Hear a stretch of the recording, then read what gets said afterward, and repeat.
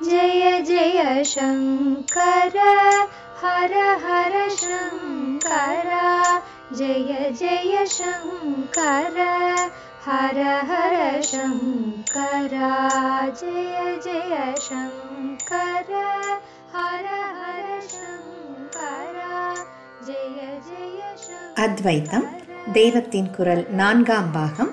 போர் தீர்ந்து அமைதி காண அத்வைத்த சாஸ்திரமும் ஈஸ்வரானுகிரகமும்.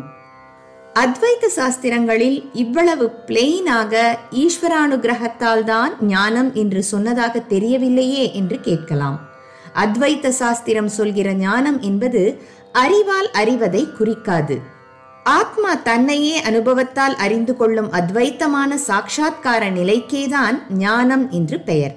ஆகையால் ஞானம் பெறுவது என்றால் மோட்சத்தை அடைவது என்றே அர்த்தம். ஈஸ்வர அனுகிரகத்தால் தான் இது சித்திக்கிறது என்று அத்வைத்த சாஸ்திரத்தில் வலியுறுத்தி வெளிப்படையாக சொல்லியிருக்க காணோமே என்று கேட்கலாம். பகவானும் அத்வைத்த ஞான வழியில் இங்கே பேசுவதால் தான் ஈஸ்வர கிருபையை சொல்லவில்லை என்றால் ஏன் அந்த வழியில் இதை சொல்லக்கூடாது என்று கேட்கலாம். விடையாக ஒரு காரணம் தோன்றுகிறது. அதாவது அத்வைத்த லட்சியம் துவைத்த ஞானத்தை, அல்லது சரியாய் சொல்ல வேண்டுமானால் துவைத்த அஞ்ஞானத்தை அறவே போக்கடிப்பதுதான். அத்வைத்த சாதனையின் கடைசி கட்டமாக மனசை அடக்கி அழிக்கிற பிரயத்னத்தின் போது ஈஸ்வரனை பற்றி சொன்னால் என்ன ஆகும்? துவைத்தத்தை கொண்டு விட்டதாகத்தான் ஆகும். ஜீவனுக்கு வேறாக இருப்பவன்தான் ஈஸ்வரன். அவன் இவனுக்கு கிருபை செய்கிறான் என்பதாலேயே அவனும் இவனும் வேறு வேறுதான் என்றாகிறது. அதோடு கூட அவனும், அதாவது ஈஸ்வரனும் உள்ளுக்குள்ளே பரம அத்வைத்த ஸ்வரூபியானாலும் தன் கிருபைக்கு பாத்திரனாக ஒருத்தன் இருக்கிறான் என்று நினைத்து அப்படி கிருபை செய்கிறான் என்றால் நினைப்பும் செய்கையும் உள்ள துவைத்த பாவத்தையே காட்டுகிறான் என்று ஆகிறது.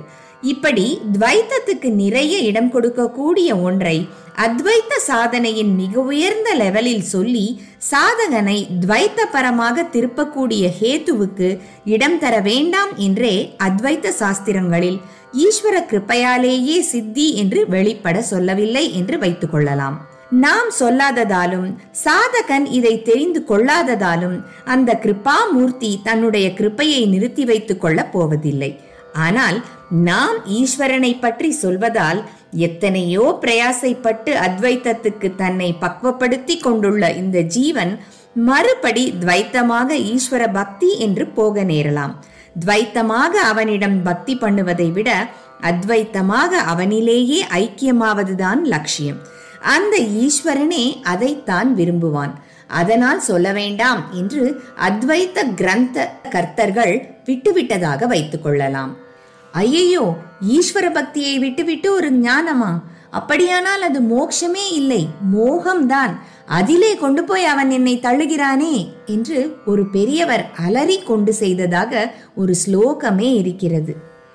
குறிப்பு: இங்கு குறிப்பிடப்படும் ஸ்லோகம் பஸ்மோத்தூளன பத்ரமஸ்து பவத்தே ருத்ராட்ச மாலே சுபே ஹா சோபான பரம்பரே கிரிசுதா காந்தாலயாலங்கிருதே அத்தியாராதன தோஷிதேன விபுனா யுஷ்மத் சபர்யா சுகா லோகோஷ்சேதினி மோக்ஷநாமினி மகாமோகே நீலியாமகே. முதற் பகுதியில் முக்திக்கு முந்தைய நிலையில் பக்தி என்ற உரையில் விரிவு காண்க. அவர் மாதிரி ஆகாமல் ஈஸ்வர பக்தியை மட்டும் விட்டு ஈஸ்வரனை விடாமல் அவனுடைய உள் ஸ்வரூபமான அரூபத்தை பிடித்து கொண்டு அதிலே கரையவிட வேண்டும் என்றுதான் துவைத்தமாக இருக்கிற வெளிஸ்வரூபத்தை உச்ச லெவலிலே சொல்ல வேண்டாம் என்று அத்வைத்த கிரந்த கர்த்தர்கள் விட்டிருக்க வேண்டும். முதலிலே துவைத்தமயமான கர்மானுஷ்டானத்தையும் துவைத்தமாகவே ஈஸ்வரனை உபாசிப்பதையும் அத்வைத்த சாஸ்திரத்தில் நன்றாக விதித்துத்தான் இருக்கிறது. அது மனசை ஒருமுகப்படுத்துவதற்காக பயில்விக்கிற லெவலில் அங்கே துவைத்தம் இருக்கலாம், இருக்க வேண்டியதே. இல்லாவிட்டால் சாதகனுக்கு ஒன்றும் புரியாமல் நாலா திசையும் மனஸ் ஓடும், அல்லது எங்கேயோ வெறிச்சென்று விட்டார் போல சூன்யமாக இருக்கும். ஆனாலும் அப்புறம் அவன் ஸ்ரவண மனனங்கள் செய்து தியானத்தில் தீவிரமான நிதித்தியாசனத்துக்கு போய் விடும்போது துவைத்தத்தை சொல்லி ஆத்மாவில் ஒருமுகப்பட ஆரம்பித்திருக்கிற சித்தத்தை கலையும்படி பண்ணக்கூடாதல்லவா? பிரம்மம், ஆத்மா, ஈஸ்வரன் சத்திய தத்துவத்தை மறைத்து துவைத்த காட்சிகளையும் அனுபவங்களையும் உண்டாக்கும் சக்தியைத்தான் மாயை என்பது. அந்த சத்தியமான ஆத்ம தத்துவத்துக்கு அந்நிய வஸ்துவே கிடையாது ஆதலால் இந்த காட்சிகள் அனுபவங்கள் ஆகியவையும் அதனுடைய வேஷங்கள்தான். சத்திய தத்துவத்தை மறைப்பதை ஆவரணம் என்றும் அந்த ஒன்றையே பல வேஷங்களில் காண்பிப்பதை விக்ஷேபம் என்றும் சொல்வார்கள். மாயைக்கு ஆவரண விக்ஷேப சக்திகள் இருக்கின்றன என்று சொல்வார்கள். இப்படி மாயையால் வேஷங்கள் போடுபவன்தான் ஈஸ்வரன். அதாவது பிரம்மமே மாயையோடு கூடி ஈஸ்வரனாகி துவைத்தங்கள் நிறைந்த ஜகத்தை தன்னிலேயே தோற்றுவித்து கூத்தடிக்கிறது. அதென்ன? பிரம்மம் என்றால் அது ஆத்மாதான். சின்ன ஜீவனுக்கு மூலம் என்ன என்று பார்க்கும்போது ஆத்மா என்று சொல்கிறோம். பெரிய ஜகத்துக்கு மூலம் என்ன என்று பார்க்கும்போது பிரம்மம் என்கிறோம். ஜீவ மூலமும் ஜகத் மூலமும் ஒன்றுதான். ஒன்றிலிருந்தே தான் ஜீவ ஜகத்துக்கள் தோன்றியிருப்பது. ஜீவ மூலமான ஆத்மாவுக்கு அந்நியமாக எதுவும் இல்லை என்று சொன்ன பின் பிரம்மம் மட்டும் அதற்கு வேறாக இருக்க முடியுமா? ஆத்மாவும் பிரம்மமும் ஒன்றேதான். ஆனாலும் அந்த ஒரே சத்திய வஸ்துவை ஜீவனை மட்டும் குறித்ததாக சொல்லும்போது ஆத்மா என்றும், எத்தனையோ லட்சக்கணக்கான ஜீவராசிகளும் கோடானு கோடி வஸ்துக்கள் கொண்டதான ஜட பிரபஞ்சமும் அடங்கிய ஜகத்தை குறித்ததாக சொல்லும் போது பிரம்மம் என்றும் சொல்வதாய் இருக்கிறது. ஜீவன் ஈஸ்வரனிடம் இருந்தே. ஆத்மா மாயையோடு கூடி ஈஸ்வரனாய் இருக்கிறது.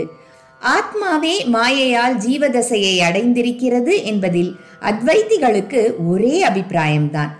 ஜீவர்களுக்கு மேலே இருந்து கொண்டு ஈஸ்வரன் ஜகத்தை ஆட்டி படைப்பதையும் எல்லா அத்வைத்திகளும் ஒப்புக்கொள்வார்கள். ஆனால் ஜீவன் ஈஸ்வரனில் இருந்துதான் தோன்றினான், ஜீவ தோற்றத்தை ஈஸ்வரன் தான் ஏற்படுத்துகிறான் என்று அவர்களில் எல்லோரும் தீர்மானமாக சொல்வதில்லை. அதாவது பிரம்மம் முதலில் மாயையோடு கூடி ஈஸ்வரனாகி அப்புறம் அந்த ஈஸ்வரன் ஜீவனை உண்டாக்குகிறான் என்று சொல்லாமல் ஆத்மாவே மாயையால் ஜீவனாயிருக்கிறது, ஈஸ்வரனுமாயிருக்கிறது என்று மட்டும் சொல்லிவிட்டு விடுவதும் உண்டு. ஆனால் பகவான் கீதையில் புருஷோத்தம யோகத்தில் ஸ்பஷ்டமாகவே இப்படி சொல்லியிருக்கிறார். புருஷோத்தமன் என்று தன்னையே தான் காட்டி சொல்கிறார். புருஷோத்தமன் யார் என்றால் அவன்தான் ஈஸ்வரன், பரமாத்மா எனப்படுபவன். அதாவது திரிலோகத்துக்குள்ளும் புகுந்து அதை தாங்கிக் கொண்டிருப்பவன் என்று சொல்லியிருக்கிறார். குறிப்பு கீதை 15.17. ஆச்சாரிய பாஷ்யத்தில் இங்கே நிர்குண பிரம்மத்தை சொல்லாமல் புருஷோத்தமன் தான் நாராயணன் என்று பெயர் பெற்றவன் என்றே சகுனமாக சொல்லியிருக்கிறது. இப்படிப்பட்ட ஈஸ்வரனாக இருந்து கொண்டு பகவான் என்ன சொல்கிறார் என்றால், மமை வாம்சோ ஜீவலோகே ஜீவபூதஸ் சனாதனஹ மனஸ் ஷஷ்டானீந்திரியாணி பிரகிருதிஸ்தானி கர்ஷதி. நித்தியனான என்னுடைய அம்சமே ஜீவலோகத்தில் ஜீவனாக தோன்றி பிரகிருதியிலே இருப்பு கொண்ட மனசையும் பஞ்சேந்திரியங்களையும் தனதாக இழுத்து வைத்து கொண்டிருக்கிறது என்கிறார். இங்கே 5 இந்திரியங்களோடு மனசையும் ஒரு இந்திரியமாகவே சேர்த்து 6 இந்திரியங்கள், ஷஷ்டானி இந்திரியாணி என்கிறார். இப்படி சொல்லும் வழக்கமும் உண்டு. ஆச்சாரியால் கூட ஷட்பதி என்ற ஸ்தோத்திரத்தில் இந்த அபிப்பிராயத்தை வெளியிட்டு கொஞ்சம் வார்த்தை விளையாட்டு பண்ணியிருக்கிறார். இப்பகுதியிலேயே வண்டு ஸ்தோத்திரம் என்ற உரையின் கடைசி பிரிவுகள் பார்க்க. ஆகக்கூடி ஈஸ்வரனேதான் தன்னுடைய லவலேச அம்சத்தினால் ஜீவனாகி இருக்கிறான். ஜீவன் அவனிடமிருந்துதான் வந்திருக்கிறான். பிரகிருதி என்கிறது மாயைதான். மாயையை தனக்கு விஷயமாக கொண்ட மனசானது இந்த ஈஸ்வராம்சத்தினால் இழுத்து வைத்துக் கொள்ளப்படுகிறது என்றால் என்ன அர்த்தம்? வேறு என்ன அர்த்தம்? அந்த ஈஸ்வரனே தான் இப்படி ஒரு மனசை ஜீவனுக்கு கொடுத்து அது மாயையிலே பிரவர்த்திக்க வேண்டும் என்று வைத்திருக்கிறான் என்றே அர்த்தம். ஜெய ஜெய சங்கர, ஹரஹர சங்கர, மகா பெரியவா சரணம்.